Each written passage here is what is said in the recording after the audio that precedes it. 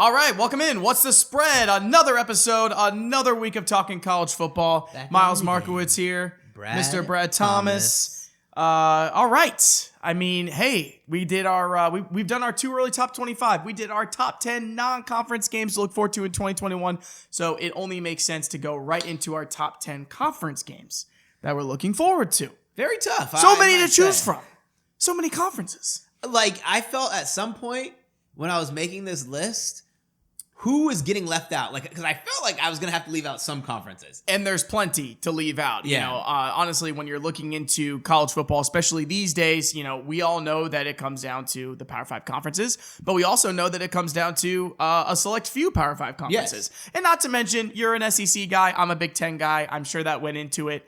But hey, man, without further ado, let's just get right into it. I'm gonna have you start. Give me, throw me your number 10. My number 10 is this a game I'm so excited for, but I actually see it's going to be more lopsided than many believe. Number 10, Oklahoma versus Texas, October 9th. Listen, let's see how Sark's offense does against this new and improved Lincoln Riley defense. I really do think that this Oklahoma defense is going to give a young quarterback problems. And for me, for Oklahoma, Texas, and this is on my list as well, so I will save most of my feelings about this game for later. But I really feel like, and is it just me, or do I just feel like with Sark being at Texas, and I feel like he's going to be that good, I feel like Texas is an actual player now. But whereas Herman was there, I just thought, they'll win 9 games. Well, see, I think Texas is going to be a player, and the problem for me here is Texas is having a young quarterback coming in. Yeah. Not like Steve Sarkisian hasn't had that first-year starter come in and be successful a la Mac Jones, but I just think that they might be a year away. Well, and I don't disagree with that, but doesn't it go back to what we always say about quarterbacks like Sam Ehlinger, who he was never going to lose the starting spot, right? Yeah. But you knew how high you were going to get with Ehlinger. Yeah. There's something exciting about moving on to a new quarterback. Man, that Casey Thompson guy, I hope he wins the spot. Yeah. Same here, because I think that gives them the most dynamic play at QB. And I'm sure we'll talk more about Oklahoma, but I just feel like Texas here really is going to be a bigger player in the Big 12 with Sark in year one. But as you said, probably a year away from being, a national title contender. Yeah. But I'm very curious to see how Sark's play calling, ends up translating into being a head coach. All right. My number 10. This is my only Pac-12 game on the list. Oregon at Washington, November 4th. There's a couple reasons why I chose this game. Number one, I really wanted to include a Pac-12 game. The first thing I noticed was, once again, USC and Oregon not playing each other in the regular season. That would have been my go-to pick, and it would have been much higher on my list. I think this game determines the North Division in the Pac-12. I also like that it's a November game, so it's going to be nice and cold in Washington. This is the kind of November game that I look forward to as a college football fan. And I think that, again, as I said, I think it's going to decide the division. Yeah, that is on my list as well, much higher, mainly because of the fact that it's at Washington. Because I think that should we be excited about this game as Oregon, at Oregon and Eugene, I'm not as excited because I think Oregon walks in there and run away with it. Yeah. Now it's a tough environment to see what happens with this Oregon team later in the season on the road. Right. Could have playoff implications to it. I think absolutely. I mean, listen, I think the Pac-12 is going to be a much more active participant in college football, in the conversation. Yeah. Absolutely. I mean, it's guaranteed they're going to be a bigger factor than they were last year, because they weren't a factor last year. But that makes it easy to forget about this conference. There's a lot of good teams in this conference. Arizona State's going to be good. I think Utah's going to be good. We know USC is going to be good. I think UCLA is going to take a step forward. So it was kind of hard to pick which game or which games from the Pac-12 I wanted to choose from. But you and I have been talking about Washington since our too early top 25. Yes. So I know that we're on the same page there, that they're kind of a forgotten program, like a lot of these Pac-12 schools. But definitely that is one to keep an eye on. My number 9, and another game that could have been higher, but you'll start to see where my head's starting to go, is the Florida-Georgia game. Down here in the South, we love the Florida-Georgia game. We do. In Jacksonville. We do. This is going to be another exciting game. We'll see what happens without Kyle Trask, but I think that the Florida Momentum is still going to go a little bit. I think I still pegged them around 9 games here, but it's really about JT Daniels. They own Florida. This is their game. This is another game where JT Daniels and Kirby Smart can really just solidify their stronghold over Florida Nation, and it's exciting and is a must-add to my list. I really know why we get along so well when we start doing these shows, because this is exactly where I have this game as well. Nice. I have Florida Georgia at number 9. And looking at Georgia's schedule, by the way, for the first time, I knew they had that Clemson game on there, obviously. Yeah. Their SEC schedule is a cakewalk. It's a cakewalk. When I looked at their schedule, I double-taked because I put the schedule away and I started collecting my thoughts, and I was like, wait, what? Yeah, and when we talked about Georgia-Clemson last episode, I said that Georgia had more to lose in that game, but I don't know anymore because I really do think Georgia could sweep through their East schedule pretty easily until they get to Bama, obviously, in the SEC title game. But damn, what a cake schedule. And we don't really know what Florida's going to be. I mean, year to year, we don't know what these guys are going to be, but especially... last year just seemed like a culmination for Florida and their program. They lost so much of that dynamic offense. So much. It's not like going from, if you talk about Ohio State and Alabama, where you go from a good quarterback to a very similar good quarterback. It's reloading. They're literally going to a totally different kind of quarterback in Emory Jones. Yeah. So really, we don't know what to expect with Florida this year. The defense has got to be better because the offense isn't going to be as dynamic. Yes. I think Georgia is the clear favorite in the SEC East, but again, this game, always a good one to watch. All right, so let's go ahead and move on to your number 8. Number 8, this is going to continue to be a game that we go to. UCF at Cincinnati. Man. Yeah, Brad, this is where I have this game as well. So back to back, we're going to be on the same page. Again, never compare notes going into these shows. That's amazing. UCF Cincinnati, number 8. This is my American game of the year every year, but this is a game that we were at last time it was in Cincy. We're planning on going to it again. Yes. It's going to decide the division. And we spent so much time talking about Cincinnati in our last episode because they have some great non-conference games. But this UCF program is going to be their biggest competitor in the American. Again, UCF is getting all of this transfer talent so much coming in. It's unreal. Where it kind of scares me for Cincinnati because I was so excited for Cincinnati to run the table. I don't know if Cincinnati makes it out of this alive. Big advantage for Cincinnati to have this game at home. I think there's no way in hell they win this game this year on the road like they did last year, especially with the full bounce house. Yes. So huge advantage for Cincinnati to have this game at home. It could be the deciding factor in the division. Yeah. Just the fact that they get to play this at home. But again, this is going to be one to keep an eye on because I really feel like with the amount of talent that UCF has coming in right now and DG going into his third year starting now? Yes. This kid is one of the best quarterbacks in the country. Watch out for this UCF team, man. So we spent all that time talking about, Cincinnati versus Notre Dame versus Indiana. To me, this is their second or third toughest game on their schedule. And definitely one that I have my eye on. So since we were the same there, let's go ahead and move right on to your number 7. I know my number 7 is definitely going to be different than yours. Ohio State at Indiana. I know yours. This is a top 5 game for you. It borderline top 5 for me, but you'll see there's some SEC love up top higher. Sure. Man.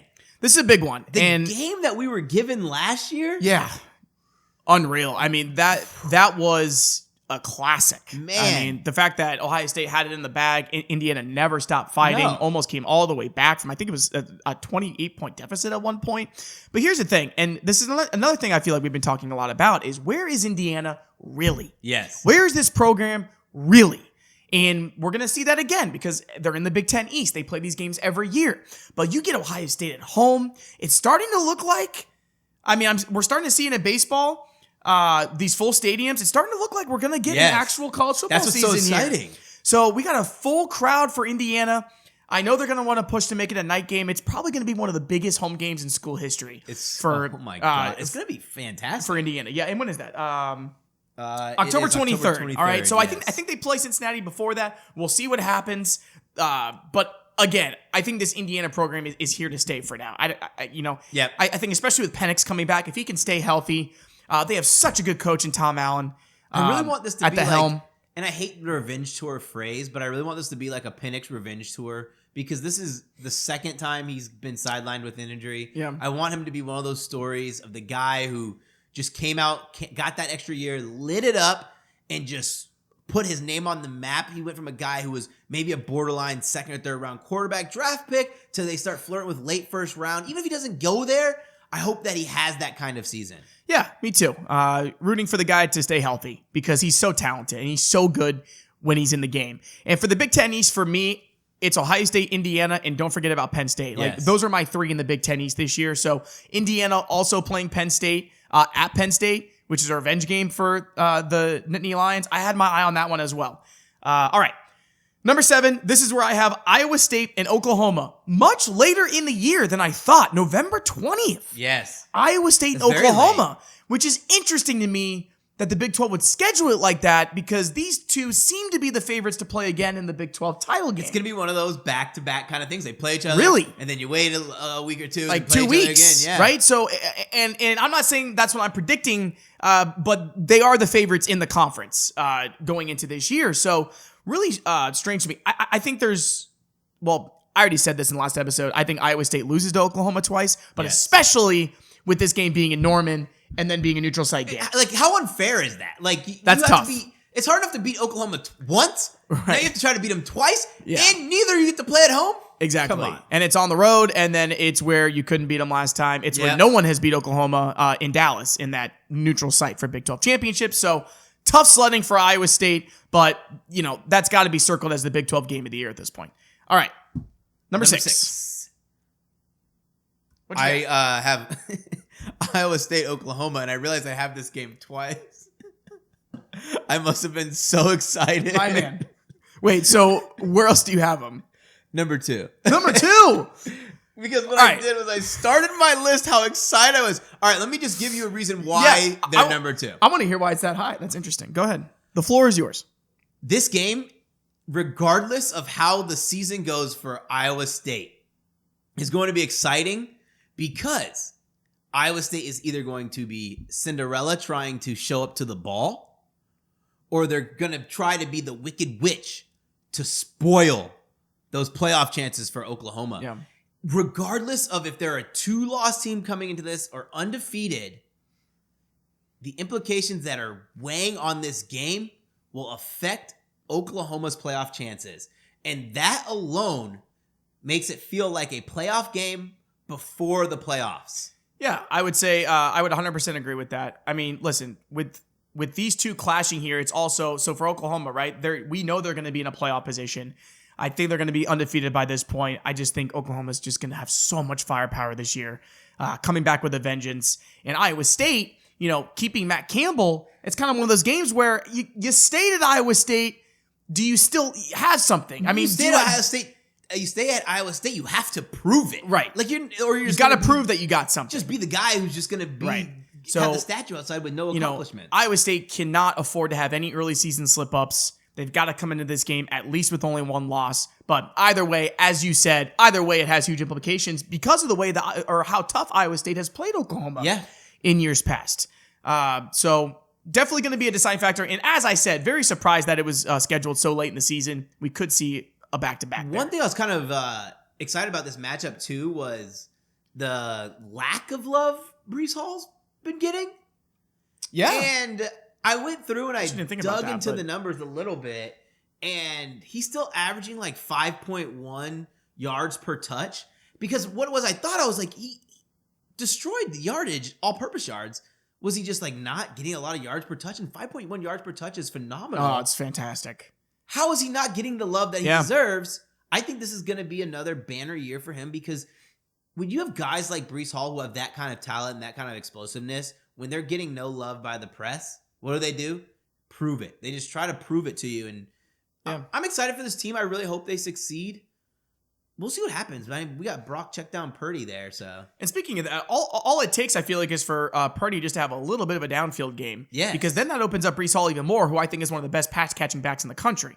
To your point, I mean, 5.2. I mean that's the stat that proves it there. That's what I want in my college football running back. Yeah. Is Breece Hall. So we'll see if he picks up the hype train a little bit. All right, my number 6. This is where I have Iowa at Wisconsin, October 30th. I think this decides the Big Ten West.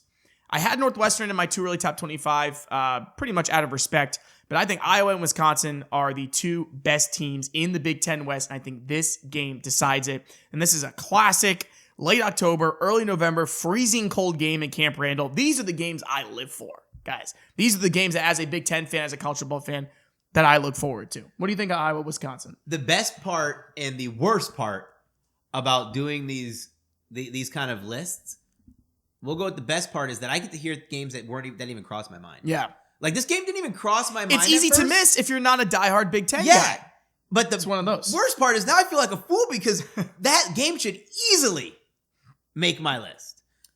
It's a game that oh my gosh. That's like, for me to just forget about this game entirely it just shows that, like, you're a Big Ten guy. Yeah. I'm not a Big Ten guy, so I looked a lot at the SEC, and my number 5 go ahead. is SEC, Alabama at Florida. This is Florida's chance. Really exciting game. Every year you hear Florida Gator fans talk more trash about Alabama as if they're in the same conversation.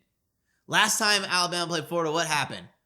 Alabama at no point in that game was going to lose. But Florida fans the whole time will tell you up and down the street that they stood a chance against. We stood toe to toe with the Giants. We deserve a playoff shot. Now this is your chance, regular season, when it matters the most. And also when you lose all that talent. Because in college football, it's what have you done for me lately? Yes. I don't want to hear anything about, well, when we had Trask, and when we had this and year. we had this. No. This one I also have circled on my list, especially because I love conference matchups that we don't get very often. Yes. And in the SEC, there's so many locked crossover games that it's so rare that you get an Alabama and a Florida playing in the regular season. And the fact that they have Alabama going on the road, I think that it's going to be one of the toughest single game day environments that we see all year. So that's interesting for me, where I feel like Bama usually just so calm and collected on the road, right? But I really do feel like Florida fans want this so bad. And that place is going to be rocking. It's going to that be night. Intense. I'll be down there. I mean, it is going to be on fire. So, that's a part of the reason why I have it so high on my list as well. All right, getting into the top 5 here. Number 5, this is where I have Ohio State at Indiana. Looking back on it, I guess I came at this from more of a objective view, but I do have back-to-back Ohio State here. Really excited for this game, guys. But the fact that I still don't quite know what Indiana is going to be yet, and I'm hoping that they're going to be what I think, I went conservative, and I put them at number 5. All right, who's your number 4? I'll go ahead with my number 4 because I got back-to-back Ohio State here. Number 4 is where I put Ohio State at Michigan. Is this your number 4 as well? It is. It was not gonna be on my list. Yeah. November 27th. I find it absolutely infuriating that Michigan dodges us last year when it would have been in the shoe. Now we play them in Ann Arbor. I think we should get this game at home because they dodged us. But hey, whatever. You know what? We'll go up to Ann Arbor. We'll beat their ass there, and we'll move on. But how can you not have Ohio State, Michigan on your top 10 conference list? Wait, this game was my number 2. It was my number 2 at first, and then I moved it down because I was like, listen, by the time we get down to this part of the season, I don't know what we're going to have out of Michigan. Right. And after what they did to you guys last season, if Michigan is a subpar team, you guys are going to go out there and just destroy. Yeah.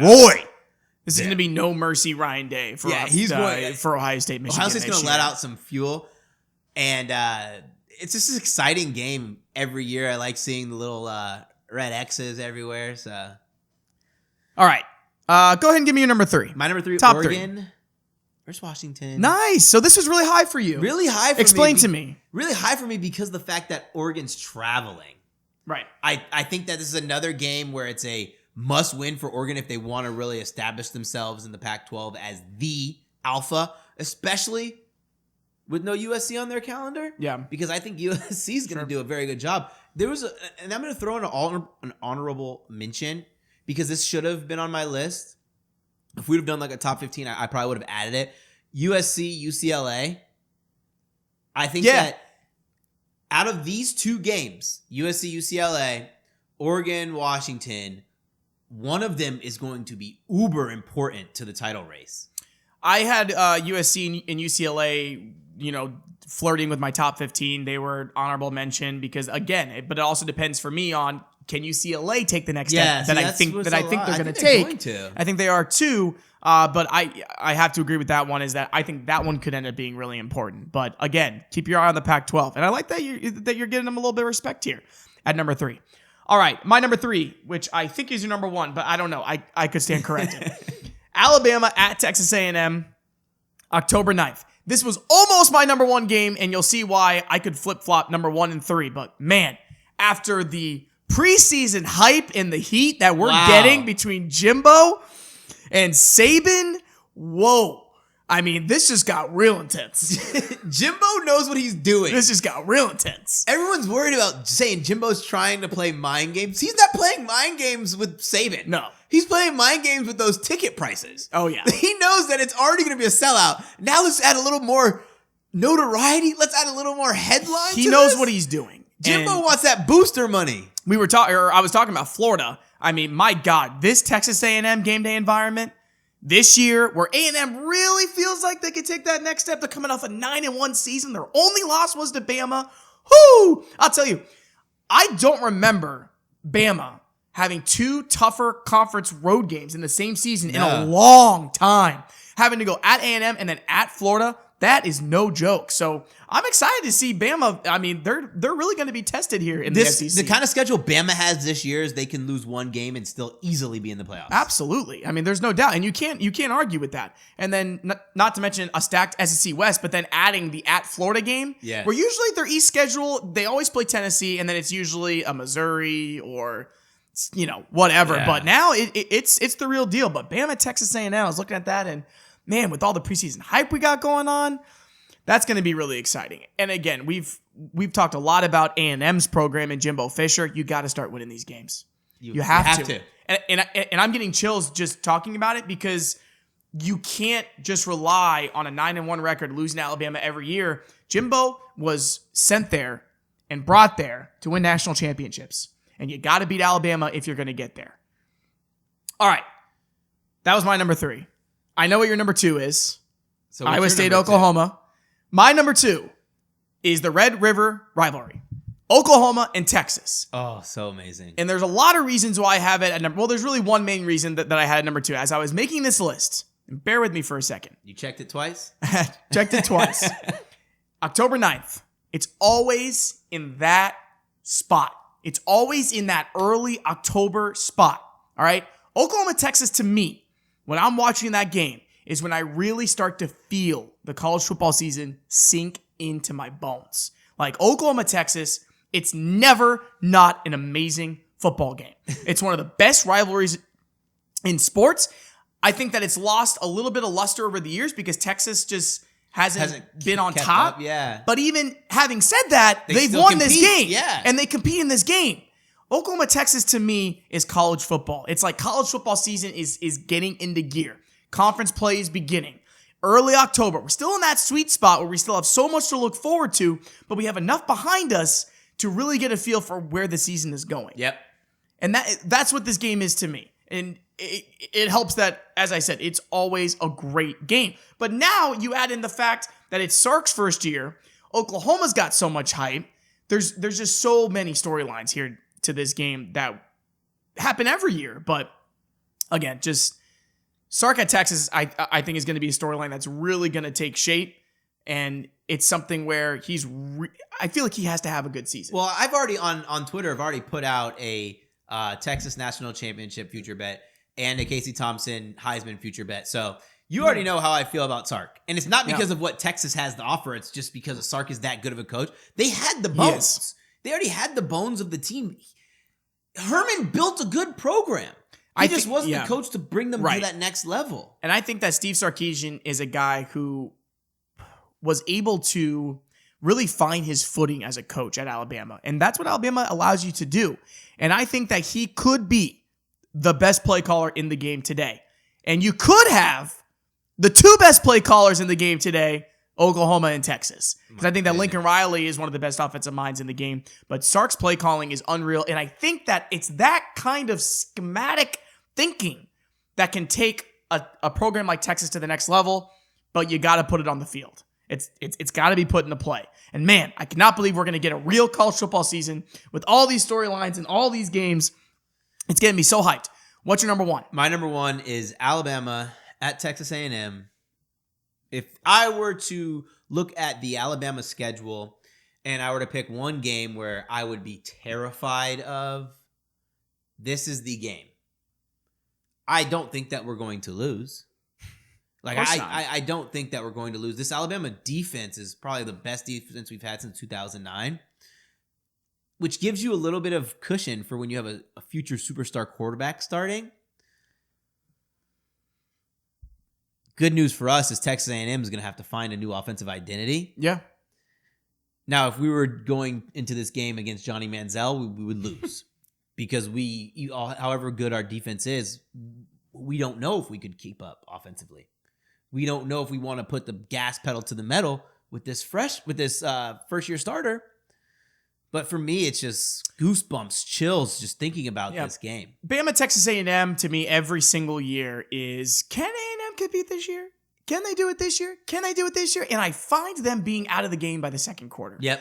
For them, it comes down to, can you stay in the game long enough to make it matter? I think back to that Clemson at Texas A&M game where Trevor Lawrence came into that game, was kind of swapping with Kelly Bryant. And A&M found a way to stay in the game long enough to really get a chance to win at the end. It's something they have not been able to do against Alabama. And that's going to be the key. And that's also going to be the key for my number one, which is Alabama at Florida. For some reason, this game, and I think for me, it's just the fact that we never get this game. Yeah. That we never get this game. And the fact that it's in the swamp and it's Alabama at Florida. And I know how bad Florida wants Bama. I mean, everybody does, but they just felt like, as we said, they just felt like they competed in that SEC title game where I watched a different game than Florida fans watched. Yes. Florida fans watched it with their blinders on. But can you stay in the game long enough to give yourself a chance to win at the end, especially when you're the home team? It's something you got to do. When you're on the road, it's entirely different. If you're on the road, I feel like LSU has been the only team that's been able to beat Alabama on the road because they had Joe Burrow. Yes. But it's nearly impossible. But when you're at home, it's all about finding a way to rattle them early and find a way to stay in the game. For me, Bama at Florida, Bama at A&M could be flip-flopped for me for 1 and 3 because I think that the eyes of the college football world are on a game where Bama is going to be challenged. Yes. Because they are the bar. Totally agree. So everybody wants to see where the bar is at now. Where is it at? There and there and there. This game, that game. And I feel like this season gives us those opportunities, really these two games, that I feel like give us this opportunity where how high is that bar really? How high is it right now? Because when Johnny Manziel won that game against Bama, that was back in the early days of the Saban era when they were on the rise. But that was a game where it was like, okay, wow, they can be beat. Okay. All right, they can be beat. LSU almost did it because they beat them. And we're all like, oh my Bama's God. vulnerable. Oh, and then Bama loses to Auburn. Oh, now they're really vulnerable. Wait, everyone in America texted me saying the Bama dynasty's over. Because if they lose 2 games in the season, they said be over, right? Good job of all those past trophies. You're not getting another one ever again. Yeah. Literally the very next season, what were we doing? We were down in Miami celebrating an Alabama national champion. You were celebrating. I was celebrating. You were celebrating the craps table. Yeah. Right. Sure. National championship. One thing I want to make note before we disappear. Yeah. Neither of us had the Iron Bowl on here. Yeah, and for me, it's just the fact of Auburn is just. In disarray? Are they even going to win 6 games this year? I mean, really, like I just don't know. I think they do enough to get to a bowl game. 6-7 wins is the ceiling for me. Yeah. For them, and I don't know. Like for me, it was just. I don't know. Just where I was at. I just had these other 10 games over. Another honorable mention that I had, by the way, that I almost put in was. I think the game of the year in the Sun Belt this year is Appalachian State and Coastal Carolina are playing on a Wednesday night sometime in October. I don't know. I just wanted to give some love to the group. That was going to be on my list. I still got my eyes on all these games, but the Sun Belt again is going to be fun. But Coastal doesn't play Louisiana this year. So anyway, there's a lot to look forward to. That's our top 10. And again, when making a top 10 conference games list, it's hard not to have Ohio State and Alabama. But can we talk about the team that we don't have on our list? With a terrible conference schedule. We didn't even talk about this before, but I know exactly where you're going with this. Clemson Tigers. Oh my God. What a joke. They play a AA schedule in Their a weak ass is ACC. NC State. It's just, are you kidding me with this? Oh my God. So they got the game against Georgia, which I hope they lose. And then they're going to roll through that ACC schedule just like they do every year and make the playoff. I mean, it's just, it's to the point where it's just, wow. I know that we've been saying that the ACC has been getting stronger, but I just, honestly, man, I just don't see it. Like, I've got North Carolina up there, but Clemson misses them. Yes. Like, I've got Miami somewhere in the mix in the middle there, but come on, are they really going to take that next? It's just, it's hard to find a Clemson game that it's like, am I looking forward to that? If Clemson loses this season, they slip up. I mean, in conference play, they slip up. It's going to be a slip up. Absolutely. Which is the Clemson story, which they've been able to avoid lately. But yeah, it's going to be a slip up. It's not going to be a big game. Clemson, Georgia is their season, really, because then they just disappear after that.